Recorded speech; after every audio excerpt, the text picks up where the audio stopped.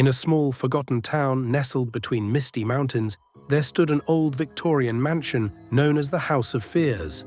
Rumors whispered through the streets about its sinister past, stories of disappearances, strange noises, and shadows that danced behind the cracked windows at night. Children dared each other to approach it, but never ventured inside, for it was said that the house had a life of its own, feeding off the fears of those who entered. One rainy afternoon, a curious girl named Lilli felt an overwhelming urge to uncover the truth behind the ominous house. Lilli was adventurous and unafraid, her heart beating with curiosity rather than fear. Her imagination often ran wild, but she had faced many of her own fears. Spiders, darkness, and even the thought of being alone. With her trusty flashlight in hand, she made her way to the house, determined to confront whatever lay within. Pushing open the creaking door, Lilli was greeted by a musty smell and the eerie silence of the abandoned halls. Dust danced in the beams of her flashlight as she stepped inside, her heart racing with excitement. The faded wallpaper peeled in curling strips, and the air felt thick with secrets. Each room seemed to beckon her further into its depths. As she explored, Lilli began to experience strange phenomena. In one room, she found herself surrounded by mirrors, each reflecting different versions of herself. Some were smiling, while others wore expressions of fright. "What do you fear?" A soft voice echoed from the mirrors, sending a chill down her spine. "I fear losing my family," Lilli replied, her voice barely above a whisper. Suddenly, the mirrors rippled like water, revealing a scene of her family laughing together.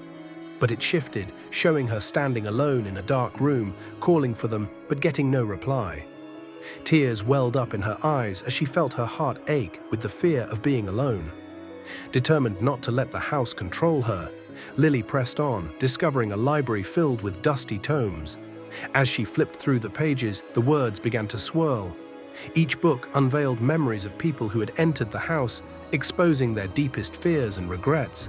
She read about a girl who feared betrayal and discovered her friend's true colors, a mother who feared losing her children and found herself in a never-ending cycle of worry. In the corner of the library, Lilli noticed a book that looked different from the rest. Its cover was a deep blue, adorned with silver lettering, the Book of Confrontation. Drawn to it, she opened the tome. Inside were the stories of those who faced their fears and emerged victorious. Each tale inspired courage, showing that true strength comes from confronting what terrifies us. As she read, the lights flickered and the house trembled as if it were alive. A dark shadow loomed at the end of the hall, whispering her fears back to her.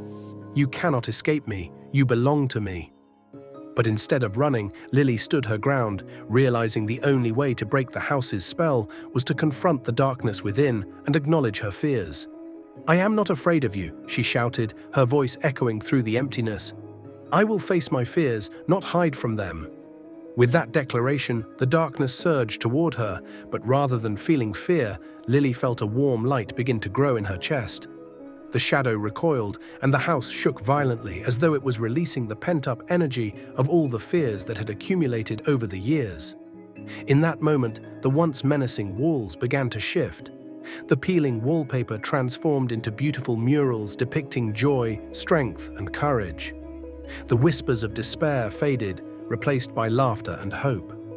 Lilli had not only faced her fears, she had dismantled the hold they had over the house. As she stepped outside, the sun broke through the clouds, casting a warm glow over the once dreary mansion. The House of Fears, now filled with light, stood as a testament to the power of bravery and resilience.